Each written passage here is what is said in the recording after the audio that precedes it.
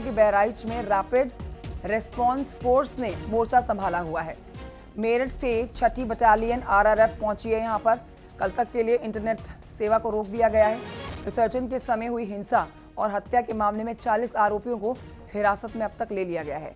हत्या के मुख्य आरोपी की गिरफ्तारी के लिए दबिश दी जा रही है, जबकि तोड़फोड़ और आगजनी के मामले में 30 आरोपियों को हिरासत में लिया गया है।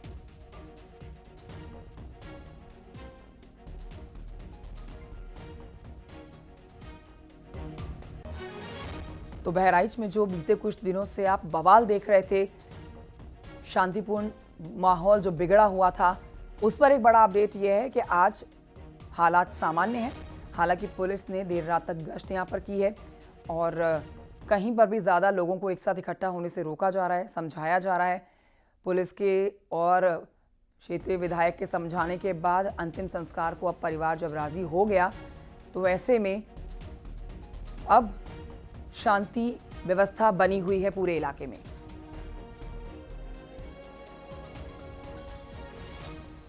इस बीच आपको यह भी अपडेट दे देते हैं कि बहराइच के पीड़ित परिवार से सीएम योगी आदित्यनाथ मुलाकात करने जा रहे हैं।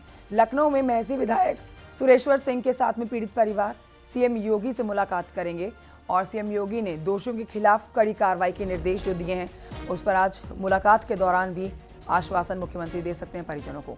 कल पीड़ित परिवार को विधायक और स्थानीय प्रशासन के समझाने के बाद हिंसा में मारे गए युवक का अंतिम संस्कार कर दिया गया था। वहीं इस पूरे मामले में सीएम योगी ने अधिकारियों को सख्त कार्रवाई के निर्देश भी दिए थे।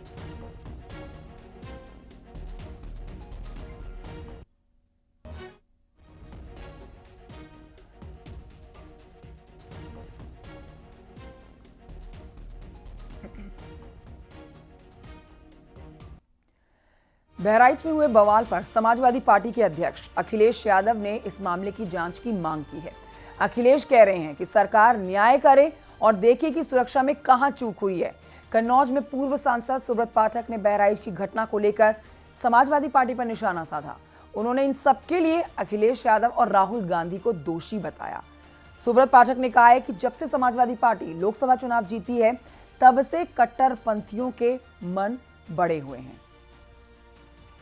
आखिर ये हिंदुओं के त्योहारों पर और खासकर हिंदुओं की निकलने वाली इस यात्राओं में इस प्रकार की स्थितियां क्यों उत्पन्न होती हैं, ये बहुत समझने का प्रयास है। और मैं स्पष्ट रूप से कि जब से उत्तर प्रदेश में समाजवादी पार्टी जीती है लोकसभा के चुनाव में, तब से निश्चित रूप से खासकर इस कट्टरपंथियों की पूरी तरीके से इनके मन खराब हो चुके हैं और ये मनवड़ हो गए हैं और ये इस प्रकार का उत्पात मचा रहे हैं।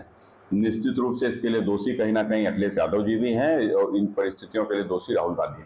जो घटना हुई है वो दुखद है और किस कारण हुई है, प्रशासन, शासन और हमारे प्रेस के साथी आप सब जानते हैं। सरकार को न्याय करना चाहिए। एक चौकी इंचार्ज या वहाँ पर मौके पे कोई और छोटा अधिकारी हट जाए, उससे कानून व्यवस्था नहीं संभलेगी। जिस समय ये प्रोसेशन निकलने का काम शुरू हुआ, कम से कम प्रशासन को इस बात का ध्यान रखना चाहिए था कि जो प्रोसेशन निकल रहा है उसका रूट क्या है, रूट पे पूरी सुरक्षा है कि नहीं है, पर्याप्त पुलिस है कि नहीं है। दुर्गा पूजा विसर्जन को लेकर हंगामा सिर्फ यूपी के बहराइच में नहीं हुआ। देश के कई शहरों में ऐसी खबरें सामने आई जहां विसर्जन जुलूस में पथराव हुआ, हाथापाई हुई। पथराव और हंगामे के बाद समुदायों के बीच में हिंसक झड़प उठी। देखिए रिपोर्ट।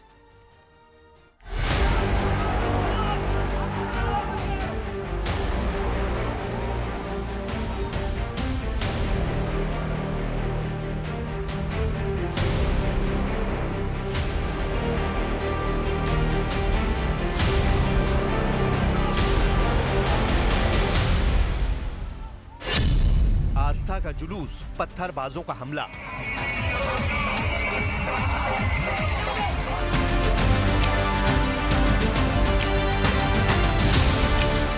पूरी जिम्मेदारी शासन की थी, सरकार की थी। शासन की चूक की वजह से इतनी बड़ी घटना हुई। मूर्ति विसर्जन पर बवाल, शहर शहर पत्थरबाज।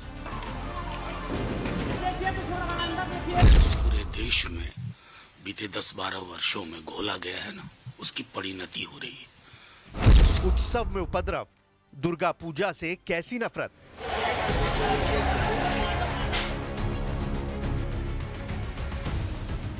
हमारा हर त्योहार ऐसे ही तनाव से गुजरेगा।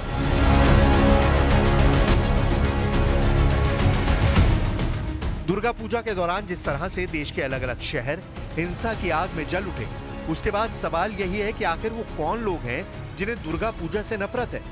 वो कौन लोग हैं जो हर साल किसी भी त्योहार या धार्मिक उत्सव के मौके पर निकलने वाली शोभा यात्राओं और जुलूसों पर पत्थरबाजी करते हैं, और बार बार ऐसी घटनाएं सामने आने के बावजूद पुलिस प्रशासन इन्हें रोकने के लिए तैयारी क्यों नहीं करता।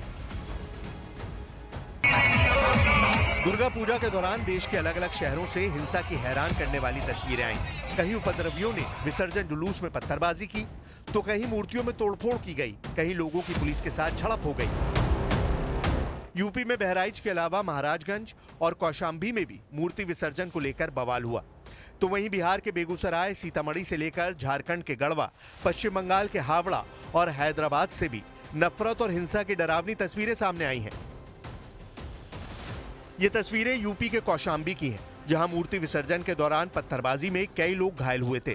पुलिस ने इस मामले में 27 लोगों के खिलाफ केस दर्ज किया, लेकिन गिरफ्तार अभी तक सिर्फ 6 आरोपी हुए हैं। माता देवी जी के विसर्जन करने के लिए हिंदू समाज का लोग जा रहे थे।